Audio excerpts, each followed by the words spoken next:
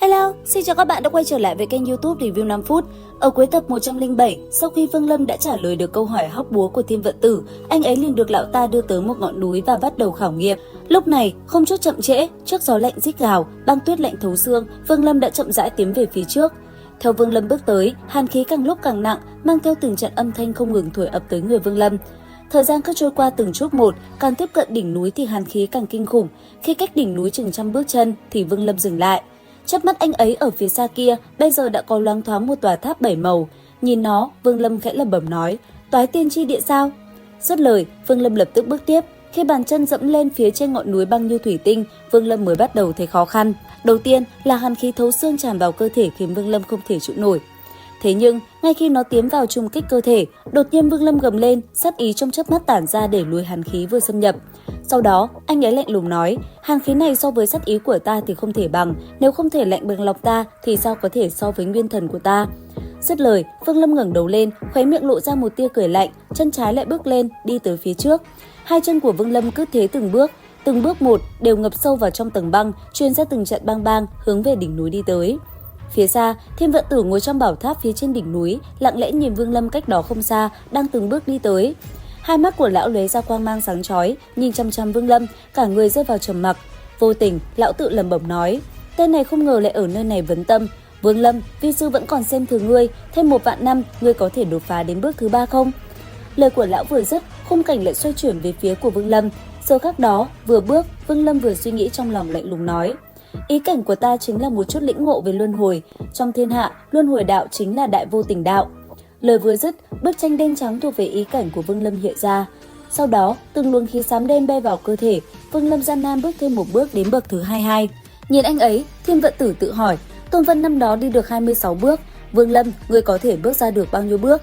Lời vừa dứt, phía xa, Vương Lâm mạnh mẽ ngẩng đầu lên, nhìn bảo tháp trên đỉnh núi, trầm ngâm một lúc, lại nâng chân bước thêm một bước.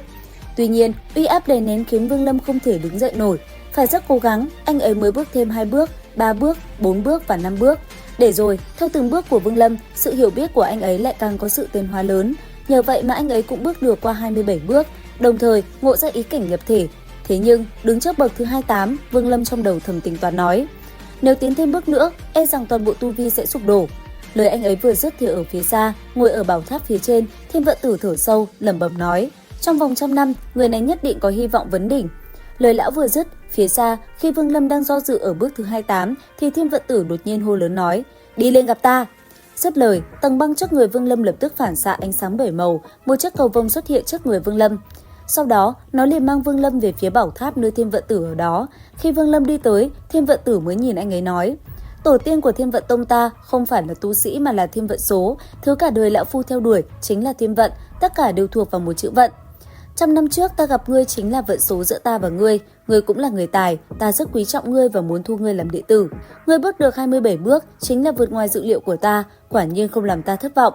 Dứt lời, Thiên Vận Tử thu hồi ánh mắt, nâng tay phải lên chụp về hư không một cái, từng đạo ánh sáng 7 màu tràn ngập trời cao. Vừa làm, lão vừa vui mừng nói, ánh sáng thất thải của lão phu phối hợp với 2 màu đen trắng mới chính là thứ đẹp nhất trên thế gian. Nói xong, lão già kia đã lại một lần nữa lớn tiếng hỏi, Vương Lâm, hôm nay lão phu dưới ánh sáng 9 màu thu ngươi làm đệ tử thứ 7 của tử hệ. Ngươi có nguyện trở thành đệ tử của lão phu, chuyên tâm tu hành, thành tựu đại đạo, chứng minh đạo quả, ngươi có đồng ý không? Nghe vậy, Vương Lâm dõng dạc đáp, chỉ cần sư phụ không phụ ta, ta sẽ không phụ sư phụ. Chỉ cần Thiên Vận Tông không phụ ta, ta sẽ không phụ Thiên Vận Tông. Đây là lời hứa của ta, Vương Lâm. Thanh âm vừa dứt, Thiên Vận Tử liền vung tay, một cái lệnh bài xuất hiện. Ngay sau đó, lão khắc từng chữ lên đó, vừa làm, lão vừa lẩm bẩm nói, năm thứ nhất, Thiên Vận Hành Diễm Vũ, thu đồ đệ thứ 7 của tử hệ. Vương Lâm, bây giờ lão phu sẽ truyền cấm pháp thần thông cho ngươi, ngươi muốn loại nào? Sư phụ, đệ tử muốn lựa chọn sinh tồn pháp thuật, loại thần thông này vi sư không có, ta có 3.600 loại công pháp thần thông, ngươi lựa chọn đi. Dứt lời, Thiên Vận Tử điểm ra một đạo ánh sáng chiếu vào mi tâm Vương Lâm. Bất chợt, một khung cảnh vô vàn công pháp liền hiện ra trước mắt Vương Lâm. Thế nhưng, thứ làm anh ấy chú ý lại chính là một thân ảnh Thiên Vận Tử áo xám ngồi tĩnh tọa phía trước. Nhìn thấy hư ảnh này, Vương Lâm lẩm bẩm nói, Thiên Vận Tử tín phụng 7 màu, sao lại có màu xám được? Dứt lời, suy nghĩ của Vương Lâm cũng lập tức tiêu tán, anh ấy không nghĩ đến nghi ngờ này nữa. Sau một hồi, Vương Lâm cũng lựa chọn được công pháp cho mình, đó chính là Sát Lục Tinh Quyết.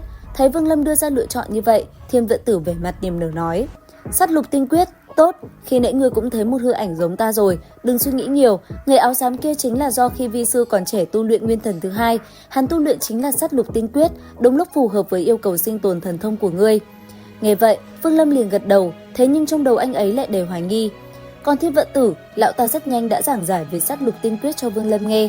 Theo lời lão ta, sát lục tinh quyết là thuật pháp mô phỏng một tiên thuật không rõ phẩm cấp. Sát lục tinh quyết này xem ra lại hợp ý cảnh sinh tử của Vương Lâm. Vừa nói, lão Thiên Vận Tử vừa vung tay mô phỏng cho Vương Lâm hiểu về sát lục tinh quyết. Nhất thời, từng đạo ấn ký cũng không ngừng sáng lên. Nghe vậy, Vương Lâm chỉ biết lẳng lặng gật đầu. Cuối cùng, Thiên Vận Tử nhìn Vương Lâm nói, cấm pháp đã truyền thụ, pháp bảo đã cấp cho, ngươi về đi. Đáp lại, Vương Lâm lui ra phía sau vài bước, ngẩng đầu lên hỏi, sư phụ, đệ tử muốn xuống núi rèn luyện. Ngươi cầm lệnh bài của ta, đi tinh vụ uyển của Xích Hệ, tìm một lục cấp tu chân quốc để đảm nhiệm vai trò sứ giả. Ngày hồng tinh 3 tháng sau ngươi đừng đến muộn.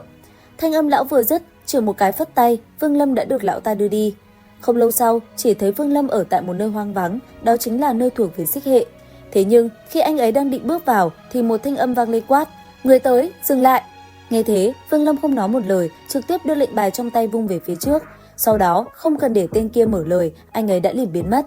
Một lát sau, khi Vương Lâm vừa tiến vào, một tên đột nhiên đi tới hành lễ nói, Lục Tông ngũ đại đệ tử Triệu Tứ tham kiến Tử Hệ Thất sư tổ. Gật nhẹ đầu, Vương Lâm chỉ lạnh lùng đáp, mở ra trận pháp, đi địa tinh. Lời anh ấy vừa dứt, người kia không dám chậm trễ, ngay lập tức hắn ta liền hành động. Trận pháp chỉ trong chớp nhoáng đã mở ra, ánh sáng chiếu rọi trời cao. Đến đây, Vương Lâm cũng chậm rãi tiến vào, cuối cùng là xoẹt một tiếng, thân hình anh ấy cũng liền biến mất. Không bao lâu sau, Vương Lâm đã hiện ra ở một cái truyền tống trận. Vừa khi anh ấy đi tới, một người trung niên đã liền lên tiếng hỏi, đạo hữu là Vương Lâm, đệ tử của Thiên Vận Tử tiền bối phải không? Đúng là Vương mỗ, không biết các hạ là... Tại hạ là Hứa Vân Sơn, thiếu tông của Huyền Uyên phái. Nghe nói Vương huynh tới liền lập tức ra đón, ta đã sắp xếp chỗ tu luyện cho đạo hữu, xin mời. Nghe vậy, Vương Lâm gật đầu rồi liền cùng tên kia rời đi.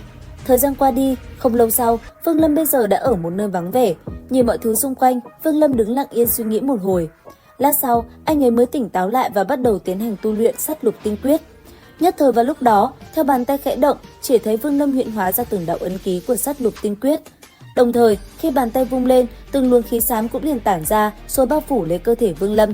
Cuộn tranh tượng trưng cho sinh tử ý cảnh cũng khai mở. Cứ như thế, Vương Lâm nhập tâm mình vào trong việc tu luyện. Đến khi thành công, chỉ một cái vung tay, Vương Lâm liền khiến mọi thứ như ngưng động, công kích trong nháy mắt xoẹt qua, khiến vạn vật nổ tung trong nháy mắt. Đến đây, Vương Lâm như hiểu ra thiếu sót, anh ấy lẩm bẩm nói, sát lục tinh quyết hết thảy phải cảm ngộ từ bên trong sinh tử, ngồi không mà tu luyện cũng là thiếu đi sự linh hoạt. Nếu muốn chân chính tu luyện, cần phải rèn luyện qua sinh tử. Ánh mắt Vương Lâm chợt lóe lên, hắn đứng dậy, bước tới một bước, trực tiếp biến mất khỏi nơi này. Đến đây thì hết tập 108, liệu rằng tập 109 sẽ còn gì hấp dẫn? Theo dõi kênh YouTube Review 5 phút để biết thêm chi tiết các bạn nhé. Xin chào và hẹn gặp lại!